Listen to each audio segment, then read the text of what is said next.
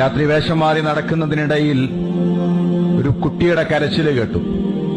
ഉമർ റളിയല്ലാഹു തആല അൻഹു ആ കരച്ചില് കേട്ട വീടിനരികിലേക്ക് ചെന്നു നോക്കിയപ്പോ ഒരു കുട്ടി തേങ്ങി തേങ്ങി കരയുകയാണ്.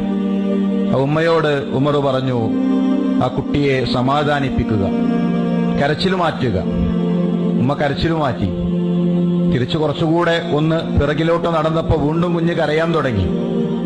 വീണ്ടും ആ കുടിലിലേക്ക് ചെന്ന് ഉമർ റളിയല്ലാഹു തആല അൻഹു പറയുന്നുണ്ട്, എന്തിനാണ് ഈ കുഞ്ഞിനെ ഇങ്ങനെ കരയിപ്പിക്കുന്നത്? പാല് കൊടുത്തുകൂടെ? ആ ഉമ്മയുടെ മറുപടി, ഉമറിന്റെ ഭരണത്തിൽ ഞങ്ങളുടെ ഖലീഫ ഉമറാണ്, വന്നിരിക്കുന്നത് ഉമർ ഖത്താബാണ് എന്നറിഞ്ഞിട്ടില്ല.